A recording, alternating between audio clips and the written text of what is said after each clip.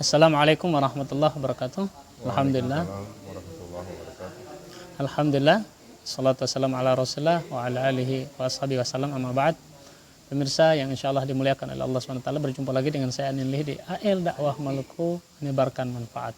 Hari ini saya sudah bersama-sama dengan Ustadz Dr. HM Besar Love MPhilI. Nah, insyaallah sehat ya Ustadz? Alhamdulillah, kabar beliau sehat. Pemirsa, saya langsung saja. Jadi video ini kita buat untuk menjawab dua pertanyaan pada video yang lalu terkait cinta Allah tinggalkan keluarga. Nah, di video ini ada pertanyaan yang perlu kita jawab. Ya, pertama ini Ustaz, pertanyaan dari Ahmad Ubaidillah.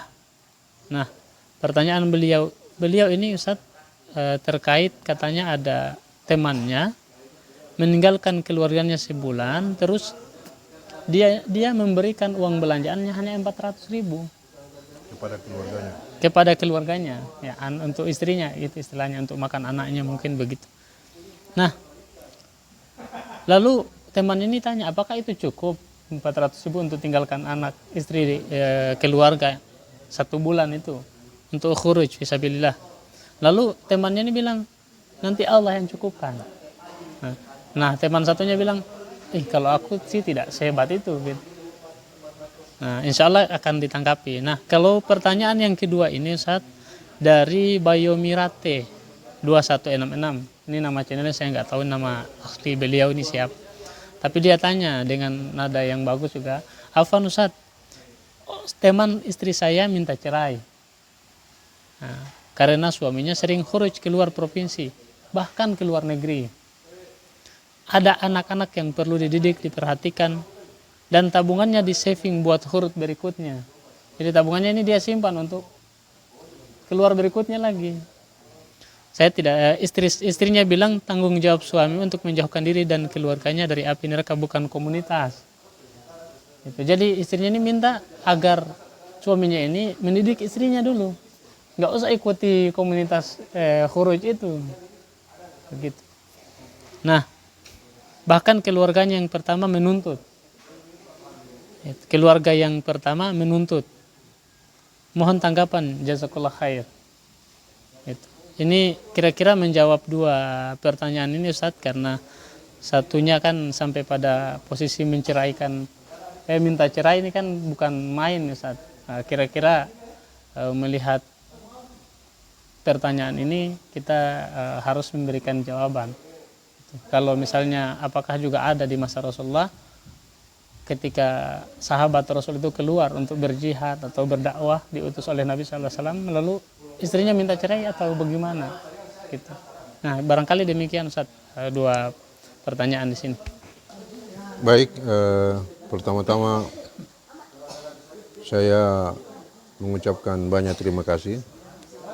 Ada tanggapan dari pemirsa yang menurut saya itu bagus, karena mereka mengikuti dengan cermat diskusi kita ini. Itu menunjukkan bahwa ada perhatian yang serius mengenai perkembangan dakwah untuk ke depan lagi, sehingga dalam perjalanan dakwah yang selanjutnya sudah jelas masalah-masalah itu pasti muncul juga, diantaranya seperti yang ditanyakan ini. Sebenarnya jawaban terhadap pertanyaan-pertanyaan ini kita semua bisa menjawab, karena kita semua melihat saudara kita, tetangga kita, bahkan mungkin kita juga mengalami yang barangkali tidak berkaitan dengan dakwah jamaah tabligh, tapi hampir tidak dipersoalkan.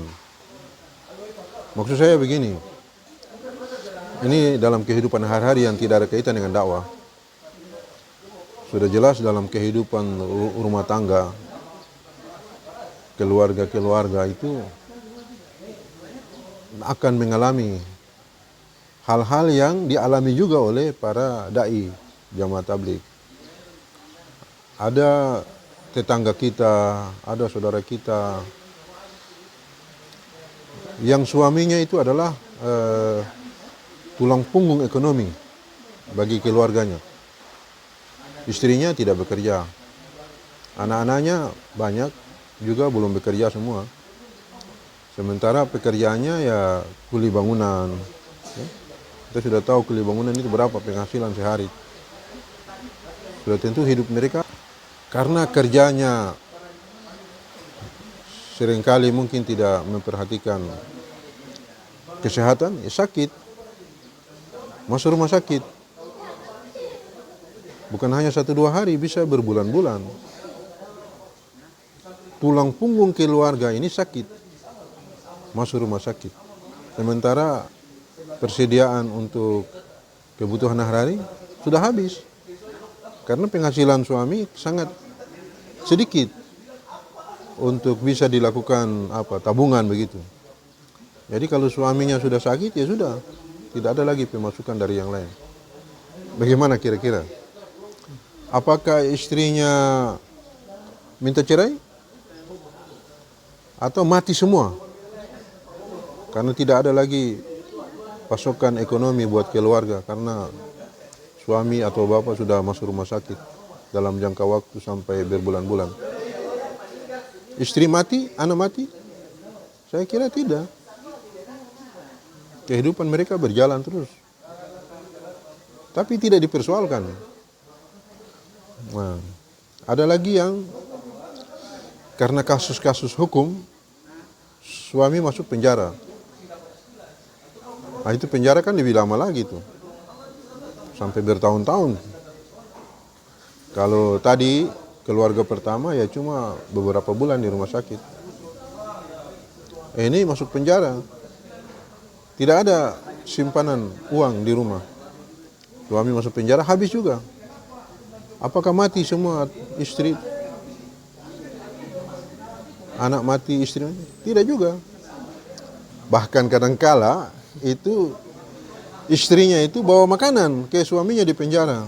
Dari mana tuh? Kenapa kita tidak bisa bilang bahwa itu dari Allah? Jadi untuk hal-hal begini Allah tidak dipersoalkan. Jadi kalau ada yang bilang itu Allah yang punya urusan, itu tidak ada masalah. Nah ini 2 kasus. Satu suami sakit, masuk rumah sakit. Satu suami masuk penjara. Ada yang suami meninggal, tidak balik-balik lagi. Keluarga mereka hidup, anak-anak bisa sekolah, sampai ke perguruan tinggi. Padahal ekonomi mereka ya begitu. Kita semua, saya kira semua pernah melihat dan mengalami, mungkin di antara kita juga mengalami itu. Sama sekali tidak dipersoalkan. Wah itu suami tidak bertanggung jawab, meninggalkan anak istri, masuk rumah sakit. Kenapa tidak bikin tabungan? Kan tidak ada pertanyaan begitu. Ini lagi yang masuk penjara lagi ini, wah.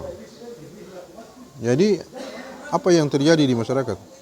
Itu urusan keluarga mereka, kita jangan campur. Emangnya kita yang kasih biaya mereka? Aman-aman aja.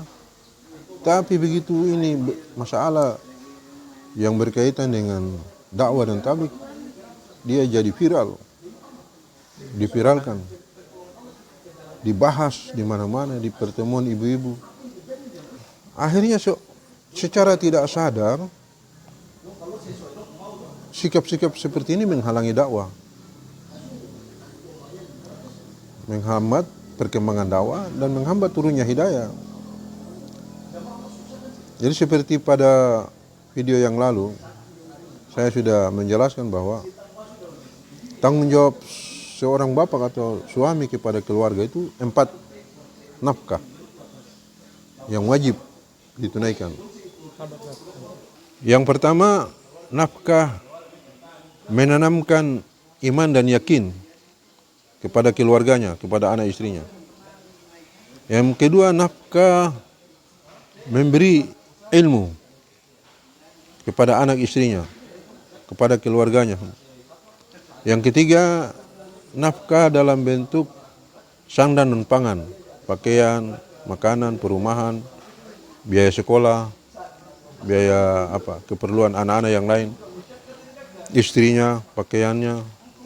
Dan yang keempat, nafkah hubungan suami istri, hubungan seksual.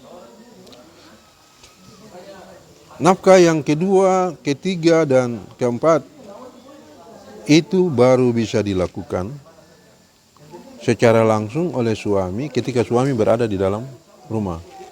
Nafkah memberi ilmu, hanya suami ada baru bisa jalan itu. Suami punya kewajiban memberi nafkah ilmu supaya anak istri itu tahu mana halal, mana haram, mana hak, mana batil. Sampai ke tingkat yang namanya subhat, kan? Bagaimana cara adab-adab masuk WC, adab bangun tidur, adab tidur sampai bangun tidur, adab masuk kamar mandi sampai keluar lagi dari kamar mandi, adab masuk rumah sampai keluar rumah, masuk lagi. Itu kan perlu suami mengajari bagaimana kehidupan hari-hari berperilaku dengan akhlak yang baik. Itu hanya bisa jalan ketika suami ada di rumah bersama keluarga. Begitu juga nafkah sandang dan pangan. Ini baru bisa jalan kalau suami ada di rumah. Dan nafkah hubungan suami istri. Ketiga ini bisa dilaksanakan kalau suami ada di rumah. Tapi nafkah yang memberi iman dan keyakinan yang kuat, iman dan keyakinan yang benar dan kuat, itu tidak akan bisa terjadi kalau suami ada di rumah. Tidak akan mungkin terjadi. Istri dan anak tidak akan memiliki iman dan keyakinan yang sempurna kalau suami terus-menerus ada di rumah. Suami itu harus meninggalkan mereka, baru Allah memberi tarbiyah iman dan yakin kepada keluarganya, seperti mana Allah memberi tarbiyah iman dan yakin kepada Siti Hajar dan anaknya Ismail ketika Nabi Ibrahim meninggalkan mereka. Pada pertanyaan pertama, kasusnya itu suami ingin memberikan pelajaran kepada anak istrinya dengan hanya meninggalkan 400.000 rupiah selama suami itu pergi berdakwah. Sebulan perjalanan ya. Nah, itu suami sudah berusaha memberi tarbiyah iman dan yakin bahwa hidup dan mati itu tidak bergantung kepada uang, tapi hanya bergantung kepada Allah Subhanahu wa taala. Lah Siti Hajar dan anaknya Ismail itu tidak ditinggalkan 1 rupiah pun, jangankan 400.000. Beras setengah kilo pun tidak. Air 1 botol pun tidak. Tapi kok hidup juga? Nah, iman dan yakin yang seperti ini hanya bisa terjadi, bisa tumbuh kuat kepada keluarga itu ketika suami mereka itu tidak ada. Tidak ada itu bukan untuk urusan yang lain. Kalau untuk urusan cari rezeki, cari uang, dia tidak akan muncul. Hanya dengan dakwah ini baru bisa muncul, tertanam keyakinan yang akhirnya memberikan iman yang kuat dan kesabaran tingkat tinggi kepada keluarga. Nah, suami-suami dari jamaah tabligh itu mau mengajari dan mencetak, membentuk iman dan yakin kepada keluarganya itu dengan cara mereka ditinggalkan pergi berdakwah. Dan Allah akan memberi tarbiyah iman dan yakin yang kuat kepada mereka. Setelah suaminya ini pergi meninggalkan mereka. Nah, tidak semua keluarga ditinggalkan dalam keadaan ekonomi yang sangat terbatas. Itu kasus-kasus tertentu saja yang jumlahnya sedikit. Sebagian besar suami keluar ekonomi cukup sampai suami kembali. Tapi banyak juga yang terjadi, suami keluar dengan bekal yang pas-pasan, dia bawa pas-pasan, dia tinggalkan juga pas-pasan. Itu Allah memberikan pertolongan. Allah memberikan pertolongan, rezeki itu datang. Sampai suaminya kembali, justru lebih daripada yang ditinggalkan. Semua jalan aman, baik, mencukupi semua kebutuhan. Terjadi selalu dan selalu itu terjadi. Beberapa keluarga itu bahkan Allah hindarkan mereka dari bencana alam. Rumah mereka menurut perhitungan matematik, penglihatan akal kita, rumah ini akan hancur kena bencana alam ini. Masalahnya dia punya rumah di bawah lereng gunung. Batu yang ada di atas ini itu sudah dalam perhitungan, kalau jatuh pas kena rumah, pasti itu. Tapi ajaib, ada sesuatu yang akhirnya menghalangi batu itu menyimpang. Rumah ini dan keluarga selamat. Banyak kasus terjadi. Nah, jadi pertanyaan pertama itu, kasus pertama itu memang suaminya bukan sengaja, tapi memang pada saat dia mau keluar dakwah, meninggalkan keluarga, yang ada hanya 400.000, sementara rombongan sudah terbentuk untuk dikirim. Maka dia harus berangkat. Allah melindungi mereka dari segala macam masalah. Sementara pertanyaan kedua itu, si istri ini tidak mampu untuk diberi tarbiyah iman. Akhirnya minta cerai. Padahal kalau dia bersabar, dia akan mendapatkan iman dan yakin yang sempurna. Sehingga dia paham bahwa beriman kepada Allah itu bukan hanya ngomong-ngomong. Kamu percaya kepada Allah ya? Allah kuasa? Ya kuasa. Allah yang memberi hidup? Allah yang memberi, Allah yang mematikan?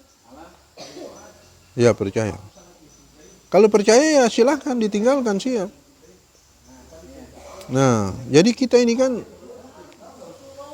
tingkat keyakinan kita ini harus sampai ke tingkat keyakinan hakul yakin. Jadi kan saya biasa dikasih contoh begini.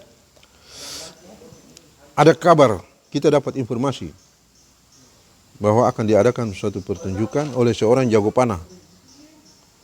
Dia mampu memanah objek tepat sasaran, tidak pernah salah. Yang si A datang cerita, iya betul. Si B cerita juga begitu. Si C 10 orang cerita, semua membenarkan kemampuan si pemanah ini. Akhirnya kita yang dengar, percaya juga kan. Ini baru tingkat ilmu yakin. Kita mendapatkan keyakinan dengan apa? Dengan informasi. Nah, lalu tidak lama kemudian orang itu memang datang dan kita menyaksikan sendiri. Dia, anaknya itu disuruh berdiri jarak 10 meter. Dia dengan panah. Di kepalanya ini ditaruh apel. Panah pertama, kena. Panah kedua, kena. 10 anak panah, kena apel. Ini kita tambah yakin lagi. Ini yang disebut dengan ainul yakin. Melihat langsung. Jadi tingkatannya lebih tinggi. Sekarang hadirin sekalian sudah menyaksikan kemampuan si pemanah ini. Percaya, yakin? Semua penonton yakin. Sekarang saya minta satu orang penonton yang akan saya letakkan apel di kepalanya seperti anak saya tadi. Ada yang berani? Nah, ini ujiannya mau langsung diberlakukan ke dalam diri orang yang menyaksikan. Kalau tadi kan ujian itu pada orang lain, ya kita oke-oke aja. Sekarang ujian itu yang langsung di sini. Tidak ada satupun yang berani. Berarti dia tidak mau mendapatkan tingkat keyakinan yang namanya hakul yakin itu. Anak kecilnya hakul yakin dia. Hakul yakin. Bukan hanya sudah mendengar, bukan hanya melihat, tapi memang terjadi. Bahwa betul-betul dia ini jago panah. Jadi untuk mendapatkan hakul yakin itu ya harus yang menjadi objek ujian itu. Seperti Nabi Ibrahim dijadikan objek oleh Allah Subhanahu wa taala, dibakar di dalam api. Seperti Siti Hajar dan Ismail menjadi objek ujian untuk mendapatkan hakul yakin dengan cara diuji langsung oleh Allah, ditinggalkan di situ. Jadi semua misi para nabi itu ada untuk melahirkan hakul yakin. Jadi Al-Quran itu berada pada tingkat ilmu yakin. Al-Quran itu adalah berada pada suatu informasi yang harus kita yakini. Tapi sudah masuk ke dalam hati apa belum? Itu perlu proses. Al-Quran sudah dari awal-awal. Dzalikal kitabu la raiba fih. Dzalikal kitab la raiba fih. Inilah Al-Quran yang tidak ada keraguan di dalamnya. Dzalikal kitab la raiba fih. Hudan lil muttaqin. Petunjuk bagi orang-orang yang bertakwa. Al-muttaqin. Orang yang bertakwa itu artinya orang yang sudah langsung mengalami ujian-ujian itu.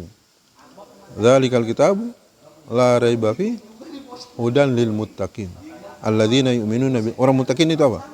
Alladzina yu'minuna bil ghaib, orang yang beriman kepada yang gaib. Yu'minuna bil ghaib wa yuqimunas shalah wa mimma razaqnahum yunfiqun. Dalam ayat yang lain Allah berfirman, innallaha ma'al ladzina taqaw wal ladzina hum muhsinun. Sesungguhnya Allah bersama orang-orang yang bertakwa dan orang-orang yang berbuat kebaikan. Jadi untuk mendapat tingkat keyakinan hakul yakin itu adalah takwa. Allah akan bersama orang-orang yang takwa. Allah akan menolong semua permasalahan, semua penyelesaian. Seperti yang mana Allah menolong para nabi, menyelamatkan Nabi Ibrahim dari api. Itu orang bertakwa. Allah menyelamatkan Nabi Musa dan kaumnya dari bahaya tenggelam. Tidak bisa dengar-dengar atau bicara-bicara begitu saja. Jadi Anda sudah baca Al-Quran, Anda sudah dengar penjelasan. Tapi kalau tidak mengalami, mempraktikkan dan menguji, nah salah satu cara untuk menjadikan orang itu bertakwa itu adalah meninggalkan anak istrinya oleh suaminya yang pergi berjuang di jalan Allah. Infiru khifafan wa thiqalan, keluarlah di jalan Allah dengan dalam keadaan lapang maupun sempit. Khifafan wa thiqalan wajahidu fi sabilillah bi amwalikum wa anfusikum. Tinggalan Allah dalam keadaan lapang ataupun sempit. Al-Quran bilang begitu, dalam keadaan lapang maupun sempit. Tinggalkan. Apakah kamu punya uang 1 juta atau 10 juta? Tinggalkan keluargamu. Itu hifafan dalam keadaan lapang. Wasikalan dalam keadaan sempit. Tidak punya apa-apa. Ini perintah Allah. Ini baru pembicaraan ilmu yakin. Untuk mendapatkan betul-betul keyakinan itu, harus langsung diuji. Keluargamu ditinggalkan. Berangkat. Baru proses pengujian itu jalan. Kalau tidak hanya omong, hanya baca Quran saja, tapi tidak memahami apa yang dimaksud oleh Al-Quran. Tidak memahami lagi, tidak mengalami lagi. Jadi kalau kita bicara dengan orang yang tidak mengalami, tidak nyambung. Tidak nyambung. Kita bilang buat dia durian itu enak, durian itu enak. Dia sendiri belum pernah makan durian. Dia balik tanggapi kita, enak apaan buah berduri begitu. Ya coba dulu. Jadi harus terjun ke dalam lapangan medan perjuangan supaya Allah menguji, baru kita mengalami betul-betul. Alhamdulillah pemirsa, tadi sudah terjawab ya 2 pertanyaan di video cinta Allah tinggalkan keluarga. Ini sebenarnya Allah hendak menguji ya kedua pertanyaan ini tadi, sampai di mana letak keimanan mereka kepada Allah Subhanahu wa taala? Apakah hanya sebatas iman di lidah saja, atau hanya iman penglihatan saja, atau iman memang betul-betul hadir dari hakul yakin, kebenaran dalam jiwa ya, karena dia merasakan terjun langsung. Kalau tidak ditinggalkan keluarganya, nanti istrinya tidak akan merasakan bagaimana hakikat iman yang sebenarnya itu. Seperti apa yang dirasakan oleh Siti Hajar ketika ditinggalkan suaminya Nabi Ibrahim alaihissalam. Jadi kedua-duanya sebagai istri mesti sabar ya, sedang diuji oleh Allah SWT, apalagi tadi dikasih uang 400.000 1 bulan kan. Kemudian yang satunya juga ditinggalkan, tidak ditinggalkan begitu saja, tetap dikasih.